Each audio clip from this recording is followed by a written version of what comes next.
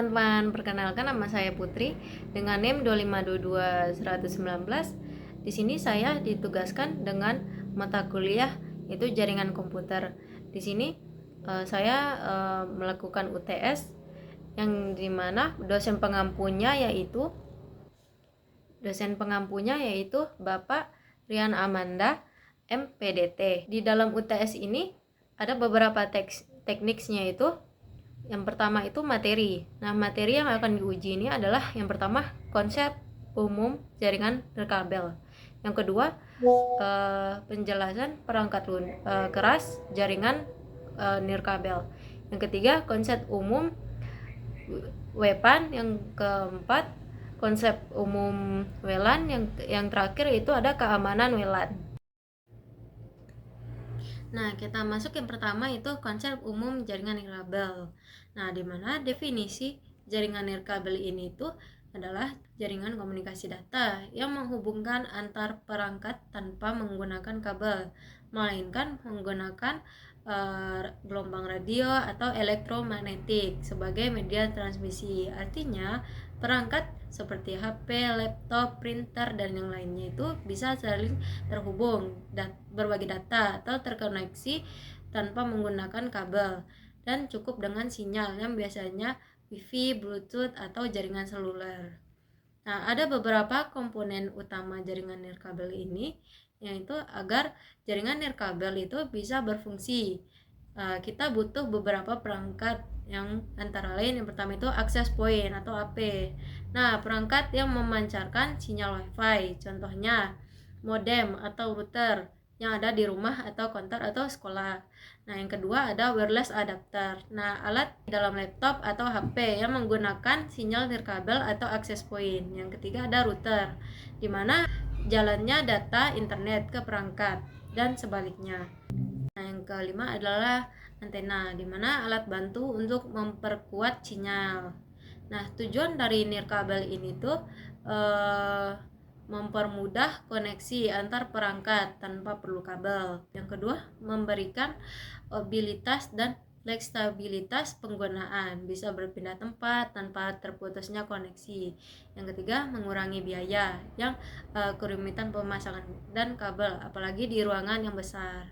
Nah, manfaat jaringan nirkabel ini itu lebih praktis, nggak perlu ribet dan tarik-tarik kabel. Nah, itu memudahkan diakses. Nah, cukup menjalankan Wi-Fi atau Bluetooth, langsung bisa terkoneksi.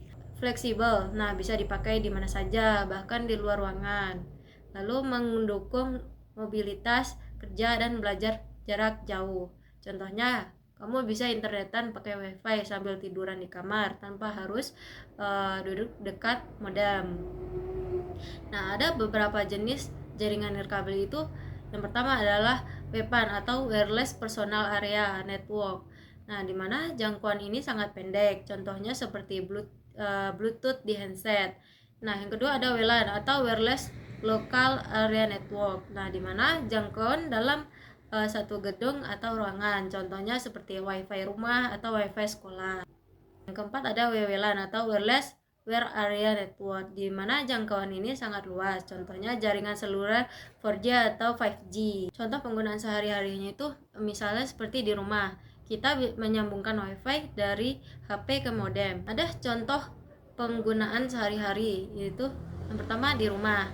Misalnya kamu menyambungkan Wi-Fi dari HP ke modem, lalu mengirimkan file dari HP ke laptop lewat Bluetooth. Nah, di kampus mengakses internet lewat jaringan Wi-Fi kampus. Nah, ada tantangan jaringan nirkabel.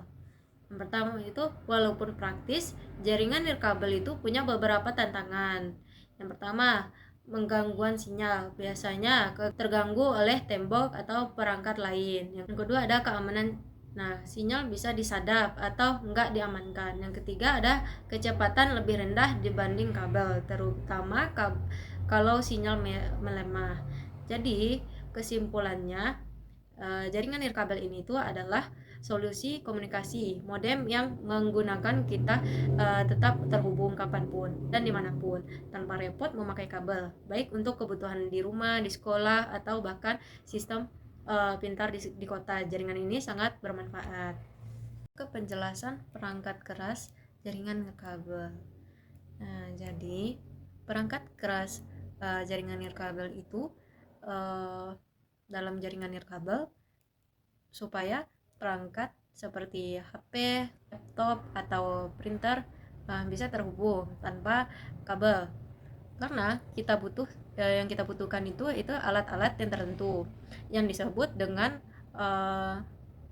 perangkat keras jaringan nirkabel. Nah, perangkat inilah yang membantu mengirim, menerima, dan memperkuat sinyal.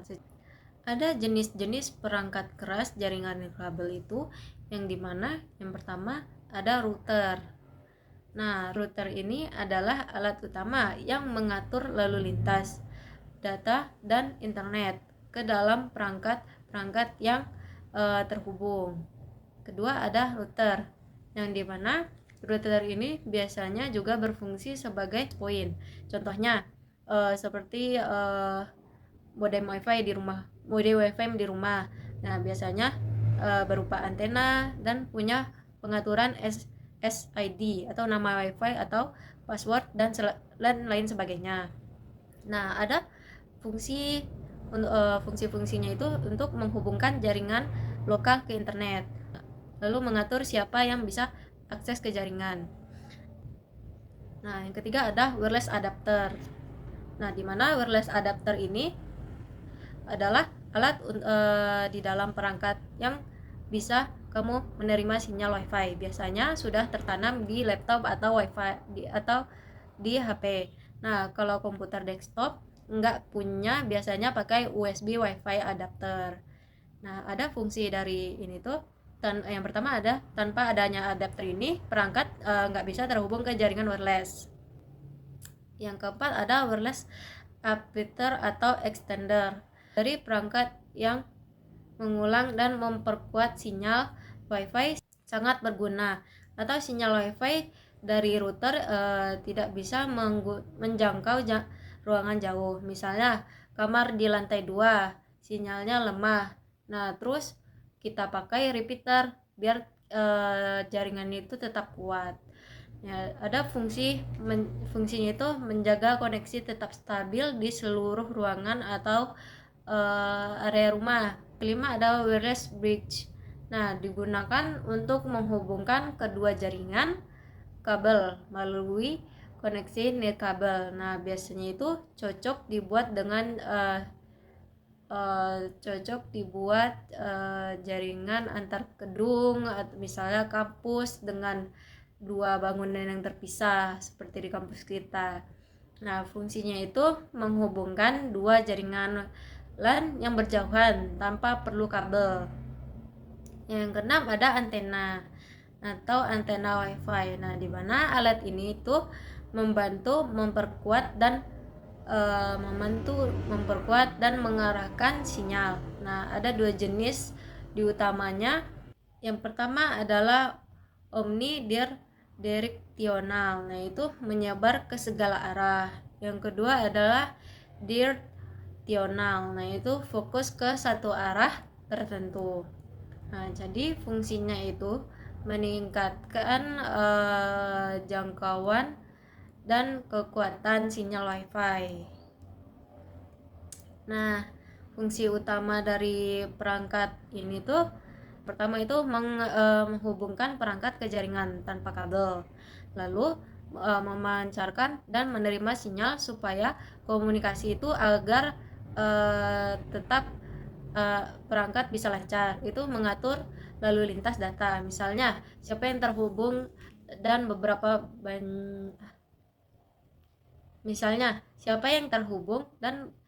banyak bandwidth yang digunakan. Lalu manfaat penggunaan perangkat keras jaringan nirkabel.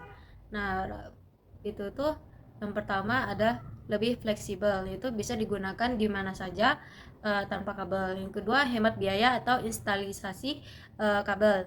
Itu memudahkan kerja sama tim dan kolaborasi tanpa perlu pindahnya data via flash disk.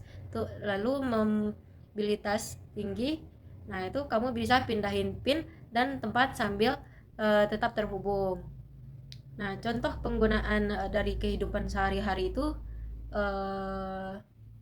misalnya di rumah kamu itu pakai router wifi. Nah, supaya semua anggota keluarga bisa internetan. Terus kedua adalah di kampus. Nah, itu banyak itu menggunakan access point yang dipasang di setiap lantai untuk memancarkan wifi. Yang ketiga itu kamu bisa membeli USB wifi adapter untuk komputer lama yang nggak punya wifi bawaan. Lalu ada kita bisa pakai extender. Nah, di rumah itu karena kamar kamu tuh jauh dari router, jadi sinyal itu bisa kita perkuat dengan menggunakan itu tersebut. Jadi kesimpulannya itu perangkat keras jaringan nirkabel ini tuh adalah komponen penting yang memungkinkan kita bisa akses internet dan transfer data tanpa kabel setiap perangkat. Nah, mempunyai fungsi khusus dan semuanya bekerja sama agar jaringan tetap stabil dan kuat dan bisa diakses dari mana saja. Tanpa perangkat-perangkat ini, jaringan wifi yang biasanya kita nikmati sehari-hari itu tidak akan. Selanjutnya kita masuk materi ketiga, yaitu konsep umum WPAN atau Wireless Personal Area Network. Nah, dimana definisi dari WPAN ini itu WPAN atau Wireless Personal Area Network itu adalah jenis jaringan nirkabel yang sangat digunakan untuk menghubungkan beberapa perangkat dalam jarak yang sangat dekat. Nah, biasanya sekitar 10 meter atau kurang dari itu. Nah, jaringan ini tuh bersifat pribadi dan digunakan oleh satu orang atau satu perangkat utama untuk berkomunikasi dengan perangkat lain secara langsung. Di komponen utama WPAN ini tuh ada beberapa komponen atau perangkat yang yang biasanya terlibat dalam jaringan WPAN, yaitu yang pertama seperti perangkat utama atau host biasanya adalah smartphone, komputer atau tablet yang jadi pusat koneksi. Yang kedua itu perangkat tambahan seperti handset, bluetooth, smartwatch, printer, dan wireless atau speaker portable. Nah, yang ketiga ada wireless adapter, itu dimana komponen ini di dalam perangkat yang menangkap dan mengirimkan sinyal nirkabel, misalnya seperti chip bluetooth di HP. Yang keempat ada protokol komunikasi, nah seperti bluetooth, infrared atau Zigbee yang mengatur cara perangkat saling berkomunikasi. Nah, ada tujuan dari WPAN ini tuh yang pertama menghubungkan perangkat pribadi tanpa kabel. Nah, itu memudahkan penggunaan dalam melakukan transfer data atau menjalankan fungsi-fungsi tambahan. Nah, seperti mendengarkan musik lewat handset. Nah, itu handsetnya itu nirkabel atau mengirimkan file ke printer wireless. Lalu mengurangi penggunaan kabel dan memberikan kenyamanan serta mobilitas yang tinggi. Nah, ada beberapa manfaat dari WPAN itu. Yang pertama, simple dan praktis. Nah, dimana nggak perlu ribet dengan kabel, cukup dengan menyalakan Bluetooth atau perangkat bisa langsung terhubung. Yang kedua ada menghemat daya. Nah, teknologi seperti Bluetooth dirancang untuk mengkonsumsi daya yang lebih rendah. Yang ketiga ada portable dan fleksibel. Nah, itu biasanya digunakan di mana saja tanpa instalasi yang rumit. Selanjutnya cocok untuk perangkat sehari-hari, di mana seperti smartwatch, speaker, atau transfer file antar HP dan laptop. Nah, ada jenis-jenis weapon itu. Yang pertama Bluetooth. Nah, Bluetooth itu jenis weapon yang paling umum digunakan karena jarak koneksinya itu bisa sampai 10 meter. Nah, digunakan untuk menghubungkan HP ke handset, speaker, atau ke keyboard, mouse, dan sebagainya. Yang kedua adalah infrared atau IR.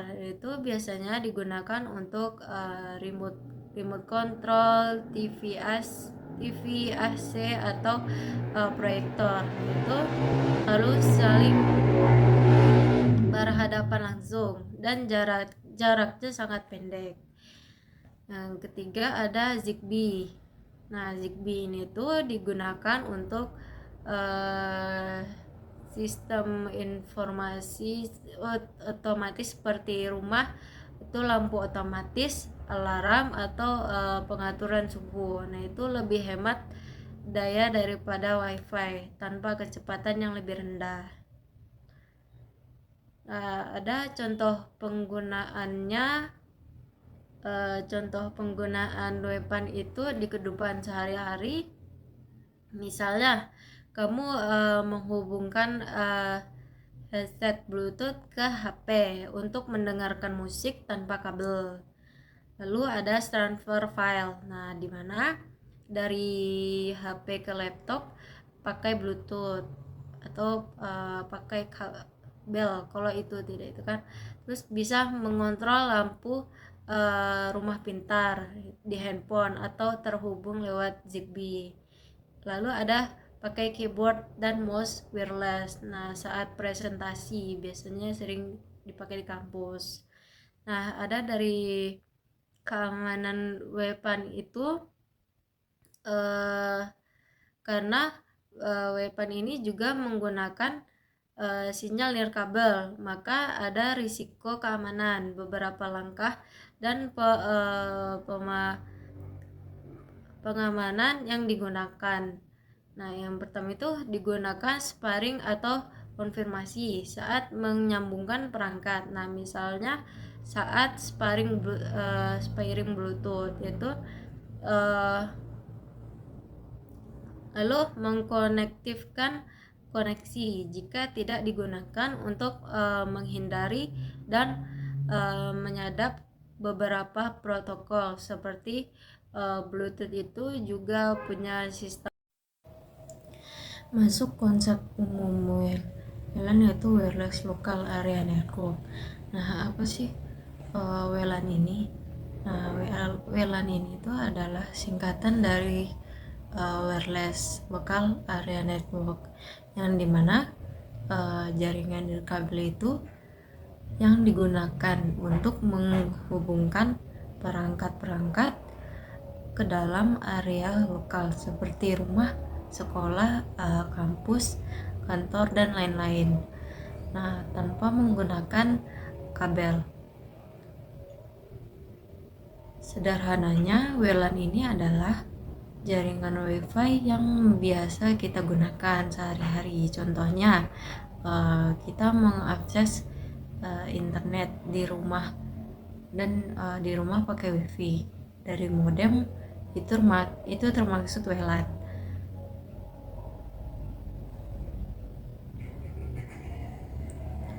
Nah, komponen utama dari WLAN ini, agar WLAN bisa bekerja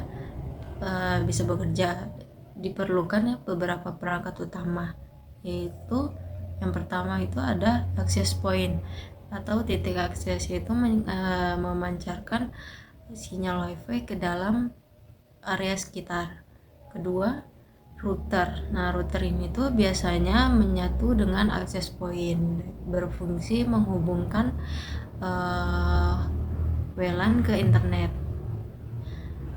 Ketiga, ada wireless adapter. Nah, di mana perangkat di dalam HP, laptop, atau komputer yang menangkap sinyal WiFi. Keempat, ada perangkat klien atau client. Nah, semua perangkat yang bisa terhubung ke WLAN seperti HP, laptop, printer, dan lain-lain. Tujuan dari WLAN ini tuh menghubungkan banyak perangkat dalam satu area tanpa kabel.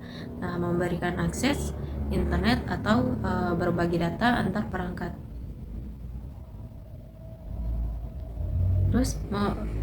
Terus memudahkan komunikasi, kolaborasi, dan mobilitas pengguna. Nah, ada manfaat dari WLAN ini tuh, yang pertama ada tanpa kabel. Nah, tanpa kabel ini tuh tidak perlu repot pasang kabelan di setiap ruangan. Yang kedua ada fleksibel. Nah, penggunaan ini bisa berpindah tempat sambil tetap terhubung. Yang ketiga, memudahkan diperluas. Nah, itu tambah akses point, itu tambahkan jangkauannya. Yang keempat, hemat daya instalasi. Nah, karena tidak perlu banyak kabel atau colokan. Jenis-jenis WLAN ini ada dua jenis utamanya. Yang pertama itu infrastruktur. Ya, infrastruktur ini menggunakan akses point.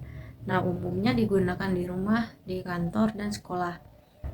Yang kedua ada ad hoc mode. Nah, ad hoc mode ini antar perangkat yang terhubung langsung tanpa akses point. Nah, biasanya digunakan untuk kebutuhan sementara seperti transfer file dari laptop ke laptop. Nah, ada keamanan dari WLAN. Nah, keamanan dari WLAN ini karena sinyal WiFi itu bisa ditangkap siapa saja dalam jangkauan keamanan sangat penting. Nah, ada beberapa metode pengamanan WLAN ini. Yang pertama itu ada yaitu password. Nah, password ini ada WPA2 atau WPA3 agar tidak semua orang bisa mengakses. Yang kedua ada SSID, hidden, yaitu menghubungkan nama jaringan agar tidak terlihat umum. Yang ketiga ada MAC address. Nah, MAC address ini tuh hanya perangkat tertentu yang boleh masuk. Lalu ada firewall dan enkripsi data. Nah, firewall dan enkripsi data itu menjaga agar data tidak mudah diretas. Ada contoh penggunaan WLAN ini di kehidupan sehari-hari itu. Biasanya kamu mengakses WiFi di rumah untuk menonton YouTube atau Zoom kelas. Kalau di kampus itu untuk semua mahasiswa yang terhubung ke WiFi kampus. Lalu di kafe, nah di kafe itu seperti pengunjung bisa akses WiFi tanpa harus pakai kabel. Jadi kesimpulan dari WLAN atau wireless area network itu adalah teknologi jaringan kabel yang memudahkan hidup kita. Kita bisa terhubung ke internet dan berbagai perangkat lain tanpa ribet kabel. Cukup dengan sinyal WiFi. Mulai dari rumah, sekolah, kantor hingga tempat-tempat umum. Nah, WLAN ini tuh mudah menjadi bagian penting dalam kehidupan sehari-hari. Nah, itulah penjelasan dari konsep WLAN. Masuk ke materi 5 itu keamanan WLAN atau wireless LAN. Nah, di mana wireless WLAN ini tuh jaringan nirkabel lokal. Nah, sangat memudahkan kita untuk mengakses internet tanpa kabel. Nah, tapi di balik kenyamanan itu ada risiko besar. Nah, itu siapapun yang berada di dalam jangkauan sinyal WiFi bisa mencoba masuk ke dalam jaringan kita. Disinilah pentingnya keamanan WLAN. Kalau kita tidak menggunakan jaringan WiFi dengan baik, bisa saja data pribadi kita itu dicuri, koneksi WiFi menjadi lambat karena dipakai banyak orang tanpa izin. Bahkan bisa menjadi pintu masuk untuk peretasan atau disebut dengan hacking. Ada ancaman dari dalam WLAN ini tuh ada beberapa ancaman keamanan yang sering terjadi di jaringan WLAN ini. Yang pertama itu piggybacking. Nah, piggybacking ini tuh orang luar itu ikut pakai wifi tanpa izin, yang disebut juga dengan nebeng. Yang kedua adalah sniffing. Nah, itu pendapatan lalu lintas data di jaringan, misalnya seperti mencuri data login saat kita buka website. Ketiga ada man in the middle atau mid. Nah, itu peretasan memasukkan jaringan wifi dan mencegah komunikasi antar perangkat. Yang keempat, selanjutnya ada Rogue access point. Nah, itu perangkat wifi palsu dipasang untuk di jaringan untuk mencuri data pengguna. Ada metode pengamanan WLAN ini, ada beberapa langkah dan teknologi yang bisa digunakan untuk menggunakan WLAN. Antara lain, yang pertama itu digunakannya enkripsi WiFi atau WPA2 atau WPA3.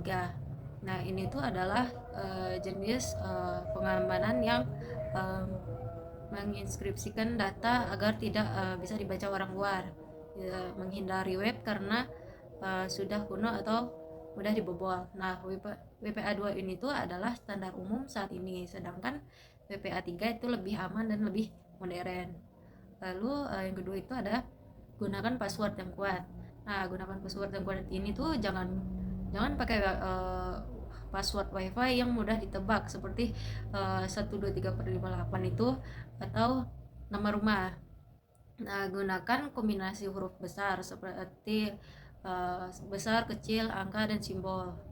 Ketiga, sembunyikan SSID atau nama wifi. Kalau tidak terlalu perlu, kita bisa menyembunyikan nama wifi agar tidak muncul saat orang mencari jaringan. Yang keempat ada filter MAC address. Nah, MAC address ini tuh adalah alamat unik setiap perangkat. Dengan memfilter hanya perangkat tertentu yang bisa masuk ke jaringan. Nah, yang kelima ada menonaktifkan DHCP. Jika perlu, DHCP ini secara otomatis memberikan IP ke perangkat yang masuk. Nah, kalau dimatikan, hanya beberapa perangkat dengan IP yang ditentukan secara manual yang biasanya bisa masuk. Yang keenam, gunakan firewall dan antivirus untuk mencegah serangan luar dari luar dan menjaga perangkat dari malware. Yang ketujuh ada update firmware router secara berkala. Nah, router juga punya sistem operasi, jadi perlu diperbarui agar tidak punya celah dari keamanan.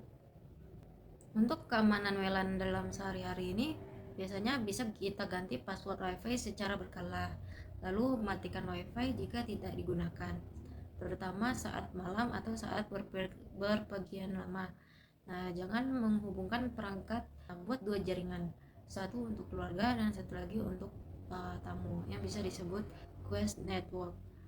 Ada beberapa contoh di kehidupan sehari-hari itu, misalnya yang pertama, kamu punya wifi di rumah, terus tetangga ikut pakai karena passwordnya itu bisa disebar.